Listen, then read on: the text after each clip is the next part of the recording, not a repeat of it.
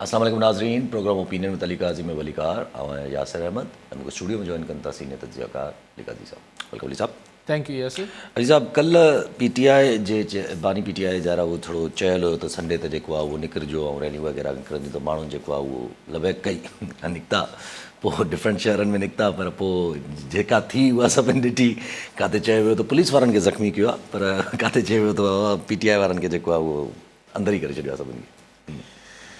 जी, सो जेको पाकिस्तान में 8 फरवरी ते जेका इलेक्शन थियणी आहे उन जे शफ़ाफ़ गैर जानबदार मुनसिफ़ाणे थियण जो इहो पाण मंज़र अञा ॾिसंदा रहंदासीं। ही पहिरीं कोशिश उहे ऑनलाइन कोशिश करे रहिया PTI वारा गॾिजण जी, उनमें बि क्रैकडाउन त उन में क्रैकडाउन थिए पियो। उते हिकिड़ो जेको आहे टेक्निकल क्रैकडाउन थिए पियो। हिते पोइ जॾहिं चयूं त हाणे बाक़ी 8-10 ॾींहं बचिया आहिनि त भला रोडनि ते थोरो निकिरी ॾिसजे त लठियुनि जा वसकारा हुआ। ॿिया सभु पार्टियूं जलसा करे वठनि हिननि खे त ऑब्वियस आहे न, मतिलबु हिन में को मूंखे त टके जी हैरत कोन थी थिए ऐं इहो अञा वधंदो। ऐं जीअं जीअं इलेक्शन वधंदो मूंखे लॻे थो त जेका आख़िरी 2 ॾींहं हूंदा उन में जेके बि हिननि पोलिंग एजेंट थियणा आहिनि PTI जा, ज़ाहिर उन्हनि जा नाला पहिरीं ॾिबा, उहो सभु या त हुननि खे लिकाए रखनि या पोइ हू घरां खंभिजी वेंदा या हू पोलिंग स्टेशन ते वेंदे रस्ते मां खंभिजी वेंदा, त ही PTI बेनिशान ई रहंदी। यानी हुनजो ताकी इलेक्शन पुरअमन मुनसिफ़ाणा ऐं गैर जानबदार रहनि। ठीकु आहे न, इहे सभु कमु करणा पवंदा आहिनि यासिर साहिब शयुनि खे गैर जानबदार रखण लाइ। सो मूंखे हुन ते का हैरत नथी थिए ऐं इहो ई थियणो आहे। लेकिन मूंखे हैरत जंहिं ॻाल्हि ते थिए थी त हीअ जेके ॿियूं पॉलिटिकल पार्टीज़ आहिनि, हीअ जेके ॾहाकनि जूं हलियल आहे न साईं, पीपल्स पार्टी, नवाज़ लीग, JUI, हिननि ई ज़माननि खां ANP ही ज़माननि खां ॾिठो आहे किसो त कीअं रंग ईअं ओचितो आसमान जा रंग कीअं मटिजी वेंदा आहिनि, ज़मीनी हक़ीक़तूं कीअं मटिजी वेंदियूं आहिनि। त हू ई जेको मिसाल ठहे पियो इहो मतिलबु ठीकु आहे। 2018 में बि धांधली थी, 2013 में कुझु न कुझु थियो हूंदो, 2008 में कुझु न, लेकिन ही तमामु ब्लेटेंट आहे। कुझु न कुझु माज़ी में ग़िलाफ़ चढ़ियल हूंदो, कुझु न कुझु रुमाल में वेढ़े कमु थींदा। हाणे को रख रखा नाहे त एॾो ब्लेटेंट एतिरो वाज़े ई सभु कुझु थिए पियो।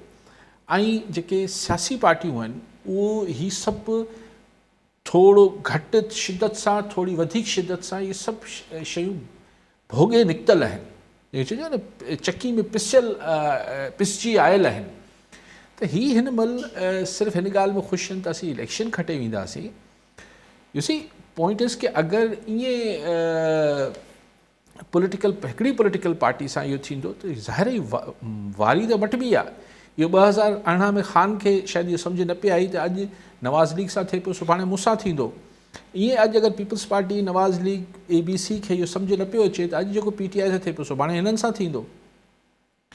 लेकिन इंसान जी फितरत आहे, शायदि सम्झे थो ॿिए सां थींदो, मूंसां कॾहिं न थींदो। जॾहिं कॾहिं माण्हू खे ॿियनि जी मौत ॾिसे थो, पोइ चए थो मौत बरक आहे, पर दिलिया किथे क़बूल नथो करे त हुनखे बि हिकिड़ो ॾींहुं मरणो आहे।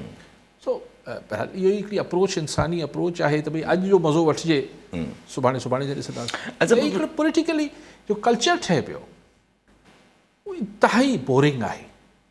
मूंखे को PTI सां या अलिफ सां ॿिए सां मुंहिंजो छा वञे, लेकिन कल्चर केॾो ख़राबु आहे ऐं हीअ केॾो ख़राबु मिसाल ठहे पियो। ऐं हीअ असांजी जेका जनरेशन्स आहिनि, यूथ आहे, हीअ छा पई ॾिसे। डिजिटल जो दौरु आहे। अच्छा, हिकिड़ो त इहो ठीकु आहे, इहो क्रैकडाउन त हले थो पियो गॾु, पर होॾे बि त बज़द आहिनि न ॿिए तरफ़ां। तव्हां जेको ॾिठो साइफ़र केस में बि उहो बि हिकिड़ो क़िस्म जो हिकिड़ो अजीबो ग़रीब चकर आहे जो पंहिंजा वकील नथा अचनि त स्टेट वकील जेके आहिनि उहे इमरान ख़ान साहिब खे ऐं शामूद कुरैशी खे ॾिना। अॼु बि शामूद कुरैशी, इमरान ख़ान साहिबु काफ़ी बरम थी विया कोर्ट में, कोर्ट खे ॾिसो मतिलबु डिसकंटिन्यू करिणो पइजी वियो। ॾिसो ॻाल्हि इहा आहे त असां वटि जेका विक्टिमाइज़ेशन आहे, मुंहिंजी पहिरीं शुरू में बि गुज़ारिश कई त उहो को नई न आहे।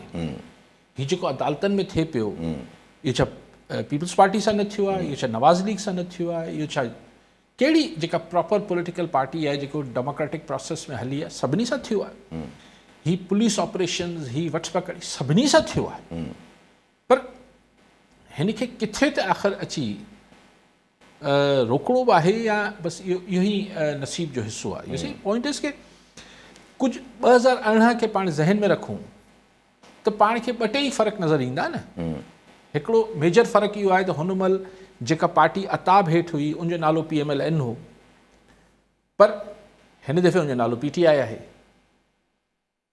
पर ॿिया फ़र्क़ु थोड़ा घणा आहिनि सवाइ आहिनि मिसाल 2018 में शींहं जो निशान गुम न थी वियो यस कैंपेन करण खां रोकियो न वेंदो कैंपेन कंदा इलेक्शन मुहिम हलाईंदा हुआ सभु शयूं हुयूं हिन दफ़े उहो बि बंदि आहे त मतिलबु निशान बि ग़ाइबु आहे ऐं नाम बि गुम करण जी कोशिशि आहे इहो थोरो सवायो थिए पियो बाक़ी तव्हां ठीकु आहे अगरि ईअं ई पॉलिटिकल पार्टीज़ ईअं सम्झनि थियूं त इहो कल्चर ठीकु आहे त ठीकु हूंदा अच्छा मगर सवाल अचे थो छा PMLN खे चलो ठीकु आहे हू त चवंदा आहिनि असां इन करे ख़तमु न करे सघिया बिकॉज़ असां हिकिड़ी पॉलिटिकल पार्टी आहे ठही वियासीं इवन पीपल्स पार्टी बि इहो ई क्लेम कंदी आहे त असां हिकिड़ी जमहूरी पार्टी ठही वियासीं त इन करे असांखे बि ख़तमु न करे PTI लाइ त चवंदा आहिनि त उहो माना जमहूरी पार्टी ठही न जेको आर्ग्यूमेंट ईंदो आहे त उन करे उनखे ख़तमु करणु जेको आहे सवलो आहे सर ॾिसो ॻाल्हि इहा आहे त ही को बिल्डिंग न हूंदी आहे पॉलिटिकल पार्टी जी ताक़त हूंदी आहे हुनजी मासिस में अवाम में हुनजी मक़बूलियत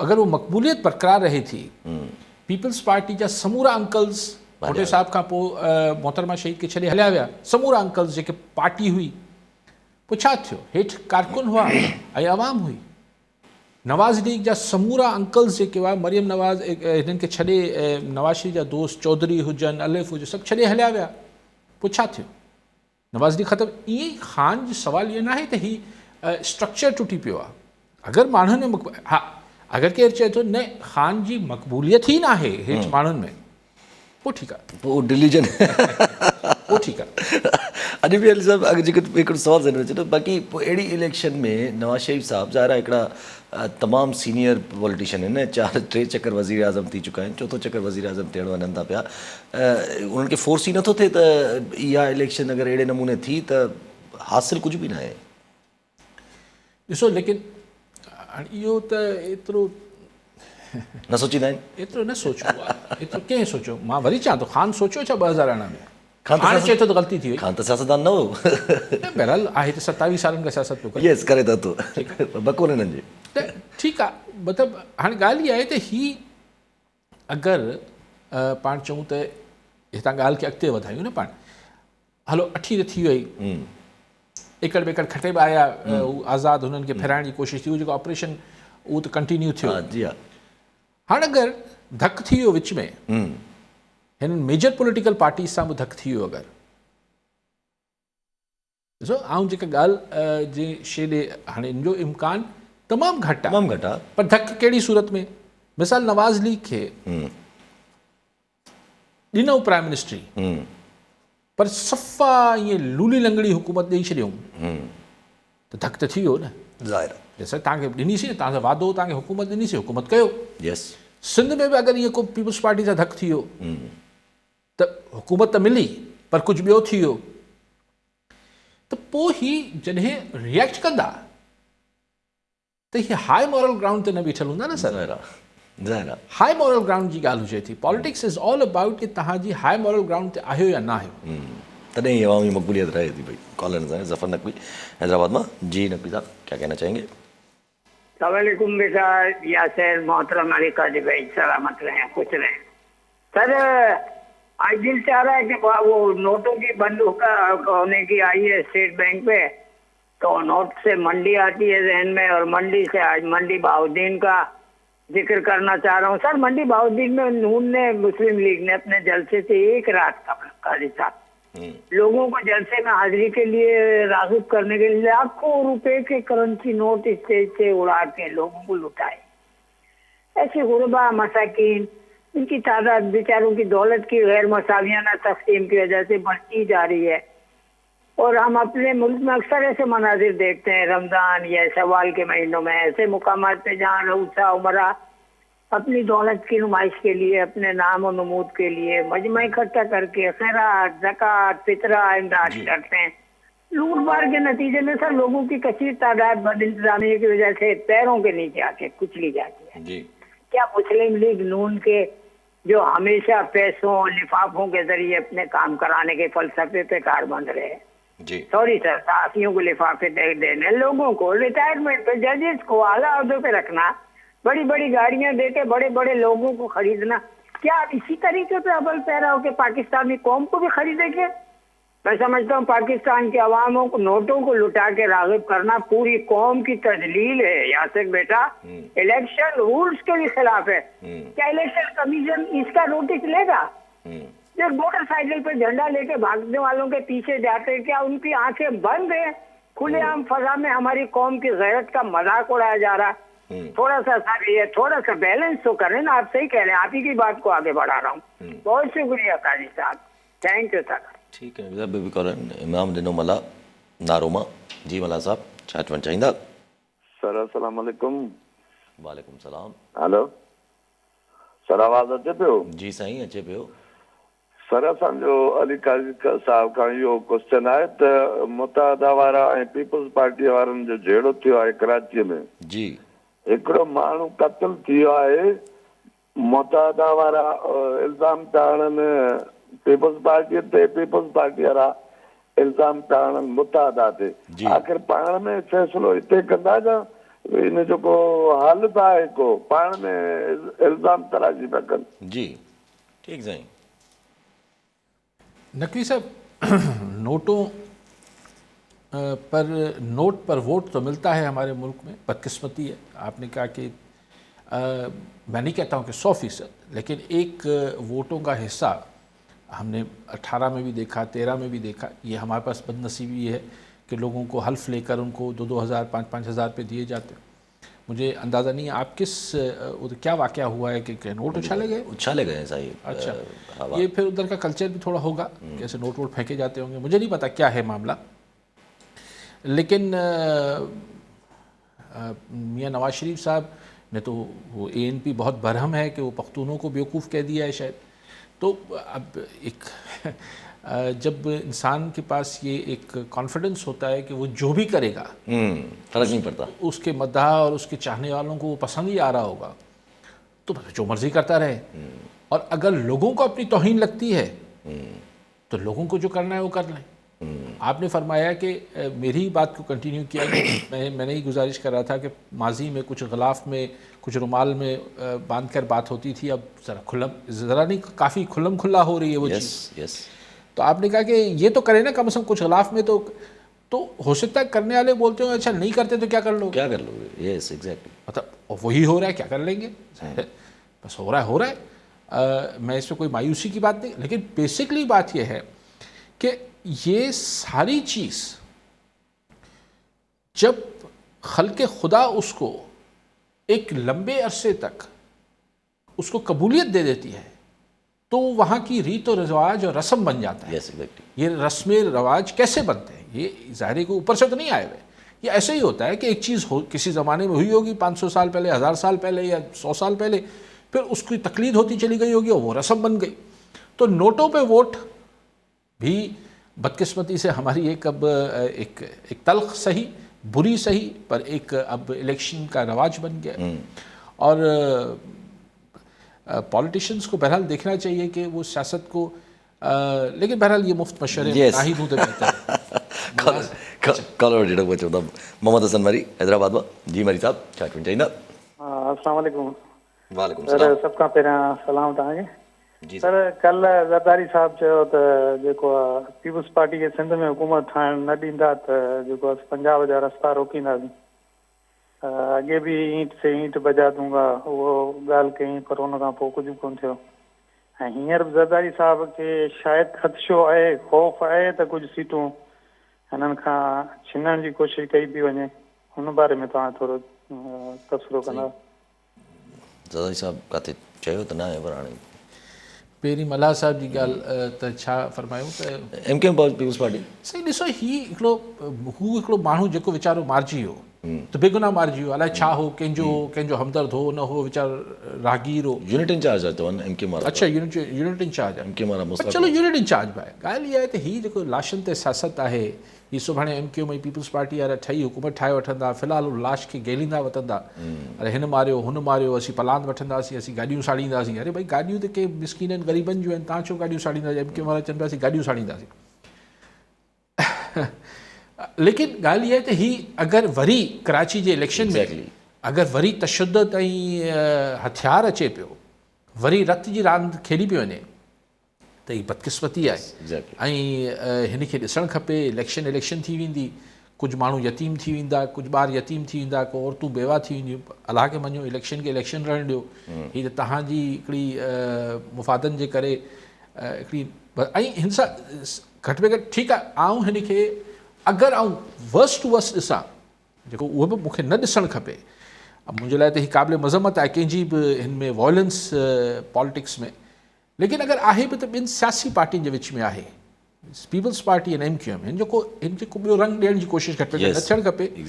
पर उहो बि न थियणु खपे, ॿिनि सियासी पार्टियुनि जे विच में बि इहो न थियणु खपे। अहिड़े क़िस्म जी ज़ाहिर वायलेंस सही। मूं ज़रदारी साहिब जो अहिड़ो को बयानु मरी साहिब न पढ़ियो आहे त असीं पंजाब जा रस्ता बंदि कंदासीं, ऐं पोइ जेसिताईं आउं अहिड़ो को बयानु ॿुधा न आउं अहिड़ो। बाक़ी ख़दशो जो जेसिताईं तालुक़ु आहे, ख़दशो त सही 8 फरवरी जी राति ताईं रहंदा, जेसिताईं रिज़ल्ट न अचनि। छाकाणि त कहिड़ी खिचड़ी किथे बि पचे, जी पकाणी कंहिं वटि ई न आहे। सो डीलिंग वीलिंग थींदी आहे मथे, छाकाणि त हीउ फ़ैसिलो आवाम खे नाहे करिणो, या अगरि आवाम खे बि करिणो आहे तॾहिं बि माण्हुनि खे डपु रहंदो। ऐं अॼु ॾिसो न, मरियम नवाज़ जो हिकिड़ो जुमिलो हुन जलसे में चयो तो ये सोच कर के मियाँ साहब हुकूमत में आ रहे हैं, ऐसा नहीं कि आप वोट डालने ना आए, घर बैठ जाएं। माना एतिरी त पक पंजाब में पखड़ियल आहे, तो पोइ ये पक आवाम ॾिनी आहे या के ॿिए ॾिनी आहे, इहो त ज़ाहिर हर को सम्झे थो। बाक़ी हू ॻाल्हि जेका अॼु थी आहे थोरो सियासत खां हटी करे, उहो बि सियासत न आहे डायरेक्टली, जेको पैसनि जी नया नोट स्टेट बैंक आणण जी ॻाल्हि पई करे, तमामु सिग्निफिकेंट, तमामु वॾी ॻाल्हि आहे, तमामु वॾी ॻाल्हि आहे। ही यानी ही नोट जी वैल्यू न पिया करनि, उनखे ख़तमु न पिया कनि, पर हाणे नओं नोट बि त साॻी ॻाल्हि आहे न। एग्ज़ैक्टली। पोइ हींअर जंहिं वटि घरनि में ॿोरा भरिया पिया हूंदा, एतिरा जल्दी स्पेंड करणु, अरबे करोड़े रुपया, उहो किथे कंदा? ऐं जेको वाइट मनी न, ज़ाहिर वाइट मनी न हूंदी जेको घरनि में पई आहे। एग्ज़ैक्टली। त हाणे अञा इहो स्टेट बैंक, मूं घटि में न पढ़ियो, प्लीज़ मूंखे करेक्ट कजो, त हीअ अगरि बैंकनि में जॾहिं नवां नोट महीने में अची वेंदा, महीने में शायदि चवनि था अची वेंदा, त उहो छा कंदा? ही मतिलबु अगरि मूं वटि 100 रुपयो पुराणो हूंदो त आउं वञी शनाख़ती कार्ड ॾेखारे पोइ चेंज कराईंदुसि न, ऑटोमेटिकली रिप्लेस थियणु शुरू थींदा जॾहिं तव्हां करेंसी खे हलाइणु शुरू कंदव त। अच्छा, टू लाइक माना सॼा जॾहिं हाणे स्पेंड थियनि। अच्छा, ही ओचितो जेके आहिनि पैसा बैन न थी वेंदा? न, बैन न थी वेंदा ओचितो। पोइ एॾी वॾी ॻाल्हि न आहे। हा, ओचितो बैन न थी वेंदा, आहिस्ता आहिस्ता वक़्त सां गॾु पोइ एॾी वॾी ॻाल्हि न आहे। उहो त अच्छा, मूं सम्झो त ही ओचितो महीने खां पोइ हिनखे पैसनि खे बंदि न, आहिस्ता आहिस्ता करके उहो ऑटोमेटिकली। हा, उहो त ठीकु आहे। हा, पोइ एतिरा स्पेंड करे वठनि न वरी जॾहिं वरी माण्हू जॾहिं पिया हुजनि कैश पुराणो नोट, हू त बैंकनि मां अचे, उहो पोइ एतिरो इशू किथे न किथे कमु थी वेंदो। ऐं सभु अॻिते हलो। अॼु हिकिड़ी सवाल ज़रूरु अचे, नवाज़ शरीफ़ साहिबु जेके आहिनि उहे अॼु खुलो चवनि था त माना जंहिं मुंहिंजे ख़िलाफ़ु फ़ैसिलो ॾिनो, उहे अॻूणा जेके हाणे थियण वारा चीफ जस्टिस आहे उहे रिज़ाइन करण, माना रीज़न इहो ई आहे त नवाज़ शरीफ़ साहिब के ख़िलाफ़ु फ़ैसिलो हुयो त का। ॾिसो, मियाँ साहिबु मुड़े नथो। एग्ज़ैक्टली।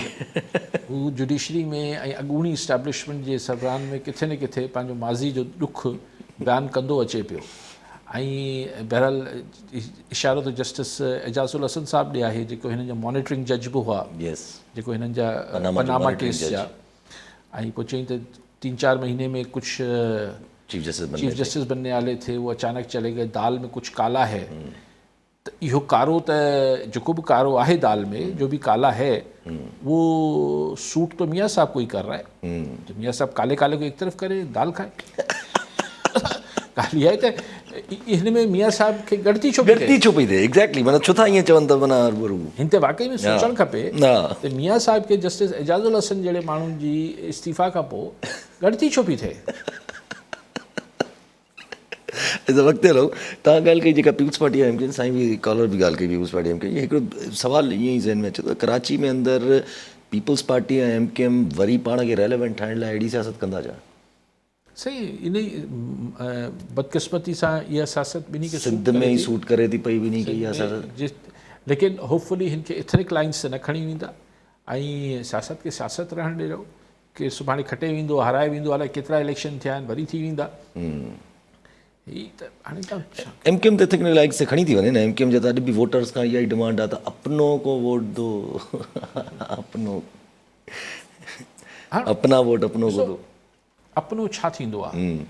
ही अजीब हिकिड़ी साइकी हुजे थी न। अॼु पीपल्स पार्टी वारे अक़लियती हमरा जी मज़हबी तरह अक़लियत, उहे त हू सिंधवासी आहिनि, छा नालो अथनि, हू चवनि पिया त जेको कोल्ही जेको आहे उहो पीपल्स पार्टी खे वोट न ॾींदो, जो उहो कोल्ही कोन्हे। यस, वीर जी कोल्ही, वीर जी कोल्ही शायदि।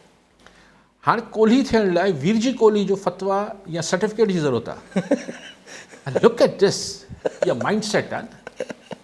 ये ॾिसो, ये हर जाइ ते इहा माइंड सेट आहे। जी हा, ऐं चवंदा आहिनि ज़हनियत आहे। जी हा, ही जेको एमकेएम वारा चवनि पिया अपनो को, भाई उर्दू ॻाल्हाईंदड़ त खोड़ सारा आहिनि, ऐं केरु उर्दू ॻाल्हाईंदड़ मतिलबु सिंधी ॻाल्हाईंदड़ खे अपनो सम्झंदो हुजे त पोइ छा थी वियो? यस। हाणे त इंटर मैरिजिस थियल आहिनि, यानी अगरि कंहिंजी घरवारी उर्दू स्पीकिंग आहे या कंहिंजो जेको आहे सिंधी स्पीकिंग आहे, जीअं बि शादी थियल आहे पाण में, तो ज़ाल मुड़ुस अपने नहीं है क्या?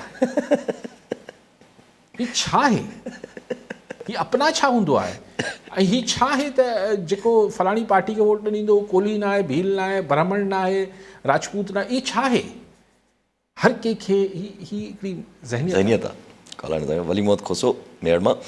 जी खोसो साहब, छा चवणु चाहींदा? साईं, सभ खां पहिरीं त अली काजी साहब खे अस्सलाम वालेकुम। वालेकुम सलाम। साईं, सवाल इहो हुयो त कल्ह जेको ज़रदारी साहब जो इहो जेको बयानु आयो आहे त जेको आहे सो असां रोड रस्ता पंजाब ॾींदड़ इहे बंदि कंदासीं, छो जो असांखे सुठा तासुर न मिली रहिया आहिनि इस्टेब्लिशमेंट खां। सो इन मां इहो वाज़े थी रहियो आहे त इस्टेब्लिशमेंट मतिलबु की हिननि खे सुठा तासुर हिननि जे हक़ में न ॾेई रही आहे। ॿुधो साईं। ऐं ॿियो त मां मेयर चाहियां, छो जो लियाकत अली खान अचो ई हिते जेको आहे सो सुठो हिते सियासी कैंपेन हलाए, ऐं जेको आहे सो सियासी मुदे मुक़ाबले बि लियाकत अली खान जतो ई की मतिलबु की सुठा न मिलियल आहिनि हिते। उनजे मुक़ाबले में इरफान ज़फ़र लिगारी हुजे या फयाज़ खान बुट हुजे, इहे ॿ त सुठा इंतिहाई, इहे त ॿ त सुठा न आहिनि। इन वारे साईं जतो साहिब मेयर जे आस पास जे इलाइक़नि में जेके जलसा थो करे, 4-4, 5-5 हज़ार माण्हुनि जी हुन में शिरकत आहे। इन मां वाज़े तौर ते साईं जी पोज़ीशन ज़ाहिर आहे त साईं हिन महिल सुठी पार्टियूं खटे सघनि था। सो इन में साईं खे थोरो ॻाल्हाइनि साईं यार, महिरबानी। बेबी कॉलोनी जावेद समूह नगर पाकर मां। जी समूह साहब, छा चवणु चाहींदा? साईं, अॼु जो सवाल इहो आहे त अॼु स्टेट बैंक ऐलान कयो आहे त करंसी नोट जेका आहिनि उहे नवां छपाइनि पिया। इहो प्रोसेस तक़रीबन जेको आहे मार्च ताईं मुकमल थी वेंदो।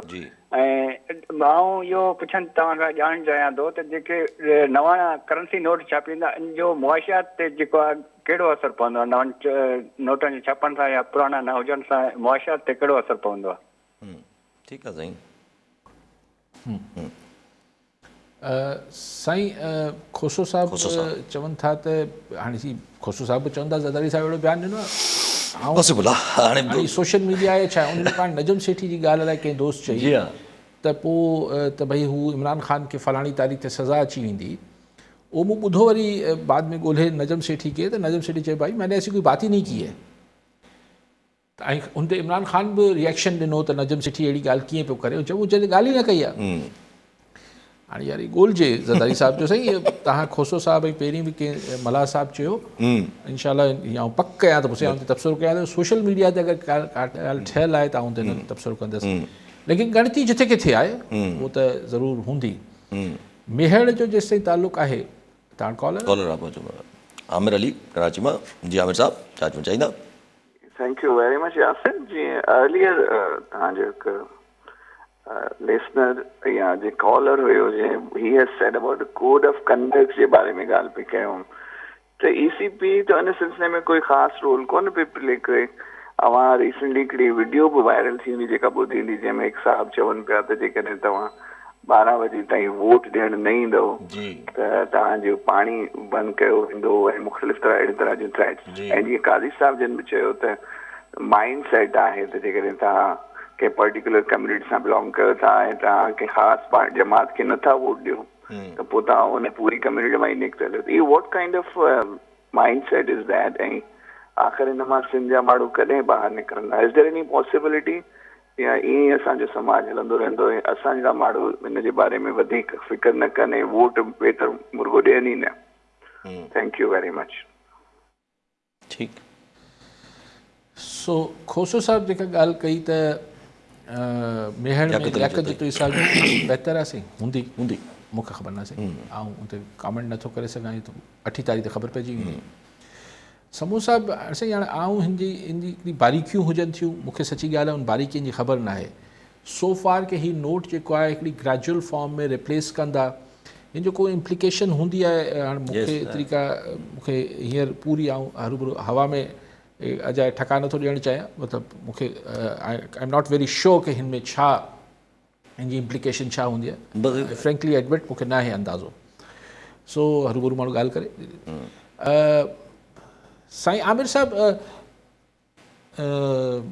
छा आहे ऐं हिन जो पोइ तव्हां ॾिसो अगरि तव्हां आमिर साहिबु पंहिंजे पाड़े में जिथे बि कराची में रहो था उते घिटी मां लंघंदे वींदे ईंदे वेंदे तव्हां जेके बि उते चौकीदार हुजनि मुलाज़िम हुजनि हे हुजनि पाड़े में ॿार खेॾंदा सभिनी जी बेइज़ती कंदा वतो ऐं हू बर्दाश्त कंदा वतनि वरी तव्हां हुन पंहिंजी बेइज़ती जो डिग्री वधाईंदा वञो उहो बेइज़ती बर्दाश्त कंदा वञनि फाइनली तव्हां फिज़िकली बि हुननि खे को थपड़ थपू बि हणी छॾींदा कयो कॾहिं कॾहिं उहो बर्दाश्त कंदा वञो so there is no limit ही ज़हनियत जेका आहे चाहे उहो हिकिड़े भोतार जे इलाइक़े में हुजे चाहे ही कम्यूनिटी या एथनिक लाइन्स ही सभु जॾहिं माण्हू बर्दाश्त कनि था पंहिंजी बेइज़ती basically this is like insulting त आऊं चवां त अगरि अॼु खां पोइ हिन खे वोट न ॾिनो ऐं हीअं न थियो त हीअं करे छॾींदुसि त माण्हू खे त रिएक्ट करणु खपे यार हलो त वोट वठणु आयो या असांखे दाॿा ॾियणु आयो आहियूं पर माण्हू अगरि उन दाॿे खे क़बूले वठनि था त मतिलबु इहो थियो त अॻु में बि मुंहिंजे दाॿा हू बर्दाश्त कंदा आया आहिनि ऐं पोइ बि मुंहिंजी जी हुज़ूरी कंदा आया आहिनि सो इहो आमिर साहिबु तॾहिं तेसि ताईं ख़तमु न थींदो जेसि ताईं जिन जी बेइज़ती थिए पई हू पंहिंजी बेइज़ती महसूसु कनि ऐं पंहिंजी बेइज़ती कराइण यानी ख़ल्क़े ख़ुदा पंहिंजी बेइज़ती कराइण बंदि कराइण जो फ़ैसिलो करे वठे त भई इनफ इज़ इनफ नथा बेइज़ती करायूं त असांखे छा इहे पेनू सम्झो त 2000 5000 ॾेई वोट वठंदो बेइज़तियूं अलॻि कंदो ही कंदो हू कंदो फतवा जारी कंदो दिस इज़ हू चइबो आहे त हर माण्हू जी इज़त पंहिंजे हथ में हूंदी आहे ॿियो माण्हू अलाए शराफ़त जो मुज़ाहिरो करे न करे सो माण्हू पंहिंजी इज़त पंहिंजे हथ में रखे न हीअ छो थो बर्दाश्त करे हीअ बेइज़ती ख़ैर बाक़ी तव्हां वोट न ॾींदो इहे कई माण्हू मूंखे चवनि था तंहिंजे करे मुंहिंजी हिकिड़ी जेका फील अचे थी त शायदि सिंध में ऐं ख़ासि तौर ते इंटीरियर सिंध में शायदि टर्न आउट हिन दफ़े घटि थिए हीअ मूंखे फील थिए थो टर्न आउट घटि थियो त फ़ाइदो कंहिंखे पवंदो टर्न आउट घटि थियो त घटि में घटि हुनजो जेको मॉरल नुक़सानु थींदो मॉरली नुक़सानु थींदो उहो ज़ाहिर ओवरऑल बेसिक वॾी पार्टी त पीपल्स पार्टी आहे छो जो कराची में त होॾां अची वियो बाइकआउट कयो अच्छा होॾां लंडन मां हू चवनि था बाइकआउट हीअं त कयो होॾां लंडन मां चए लंडन मां अची वियो लंडन मां चए थो त बाबा बाइकआउट कयो अच्छा हा अॻु में को चई पियो त ख़ान खे वोट कयो न बाइकआउट जी अनाउंसमेंट थो करे पर हाणे माना हिकिड़ो पोइ त टर्न आउट छा आहे माना पोइ न उहो त सदाईं हू त काफ़ी इलेक्शन्स में बाइकआउट जी ॾिए थो आस्ते आस्ते माण्हू हुनजे चवण में बि वाह जो कमु कयो हुनजे चवण में बि हाणे घटि रहिया आहिनि लेकिन बहरहाल ओवरऑल माण्हुनि जी हिकिड़ी हुनमें पार्टिसिपेशन घटि थींदी ज़ाहिर अगरि हुन चई छॾियो आहे सो पंजाब में पीपल्स पार्टी इल्ज़ाम थी हाणे पुलिस जे मथां पुलिस गर्दी जो अॼु पंहिंजो ताजदर साहिबु जेको आहे उहो 2-3 चकर ख़त लिखियो आहे वरी अॼु बि लिखियो अथऊं त पुलिस जेका आहे उहा असांजे माण्हुनि खे गिरफ़्तार करे थी पई जितां बिलावल जा हामी माण्हू आहिनि या इवन जेके PTI छॾे करे पीपल्स पार्टी शामिल था थियनि उन्हनि खे बि गिरफ़्तार कयो थो बसि पोइ जिथे जंहिंजो ज़ोर हले जॾहिं की पंजाब में मूंखे हैरत आहे पंजाब जो जेको केयरटेकर चीफ मिनिस्टर आहे मोहसिन नक़वी हुनखे ज़रदारी साहिबु पंहिंजो बच्चा आहे हमारा जी हा पाण चओ थो ऐं मूंखे उहे बि ख़बर आहे त तमामु वेझड़ाइप मोहसिन नक़वी जी रही आहे ज़रदारी साहिब सां सो अगरि मोहसिन नक़वी इहो सभु कुझु कराए पियो पीपल्स पार्टी सां त आउं हैरान त आहियां बाक़ी ख़ुदा ख़बर हुते हुननि खे रोकियो थो वञे हिते हुननि खे रोकियो थो वञे बसि न ही मोहसिन नक़वी रोके पुलिस त लेकिन हूंदो को इंडिविजुअल केस थियो हूंदो साईं ज़ाहिर आहे के न के जॻह ते को न को बिलावल जी बि सुभाणे अगरि पंजाब मां घुरबल नतीजा पीपल्स पार्टी खे न मिलिया त ज़ाहिर आहे कुझु जवाज़ त हूंदो न साईं, असांखे हुते रोकथाम थी, हे थियो, रुकावटूं विधियूं हुयूं, लेवल प्लेइंग ग्राउंड न हो। मूंखे सम्झ नथो अचे त ही कंहिं जो आइडिया आहे, वेल 8-10 ॾींहं रहिजी विया आहिनि, मूंखे हिते तकड़ में कमेंट, पर आउं इहे रिकॉर्ड ते रखां थो, ही कंहिं दानिश्वर जो आइडिया हो ॾाहे जो त बिलावल साहिब खे लाहौर में वञी बिहारजे? कंहिंजो आइडिया आहे? अता तारड़ जे अपोज़िट में न, अता तारड़ या अलिफ बे, लाहौर में छो? एग्जैक्टली पर इनखे थोरो अगरि रखिजे त सोहेल वड़ा साहब उहे त इनखे चवनि था त तमामु बोल्ड मूव आहे एंड गुड मूव के उन्हनि नवाज़ शरीफ़ साहब खे थोरो ॾिसो, मां त चाहियां थो बिलावल साहब हीउ जेको पंजाब में करे पियो, सभिनी खे ख़बर आहे, मूंखे बि अंदाज़ो आहे त एॾो को रिज़ल्ट न ईंदो, but this is a future investment, ठीकु थी वई, लेकिन पाण खे टेस्ट केस में न विझणु खपे हा। ऐं हिते सोहेल वड़ाज सां एग्री नथो कयां, हुनखे कंपेन करणु खपे हा, पंहिंजा माण्हू बीहारणु खपे, पोइ जेको थिए आहे, बट पंहिंजे पाण खे अगरि वोट सफ़ा घटि मिलियो त हिकिड़ी खामखा जी ॻाल्हि थी वेंदी। तमामु वॾी कामका जी ॻाल्हि थी वेंदी आहे रूबरू। अच्छा वक़्तु हलूं, अॼु हिकिड़े तरफ़ जेको आहे उहा FIA कार्रवाई करे थी, हिकिड़ो तरफ़ अॼु ख़ुदि नोटिस साफ़ जे ख़िलाफ़ जेके पुलिस क्रैकडाउन या इहे शयूं थींदियूं उन ते ॿुधणी थी आहे चीफ जस्टिस काज़ी फ़ाइज़ी साहिब जा, पर चीफ जस्टिस काज़ी फ़ाइज़ी साहिब चवनि था त भई असां FIA DG खे चऊं था त जिन मतिलबु तनक़ीद कई आहे उन ते ख़ैरु आहे, पर माना तनक़ीद खां अगरि मथे का शइ आहे त पोइ उन्हनि खे जेका कार्रवाई थिए उहा थिए। ॾिसो न, इहे ई त उहो बारीक लाइनूं आहिनि न, जिथे पोइ इहो सवाबदीद अची वञे थी।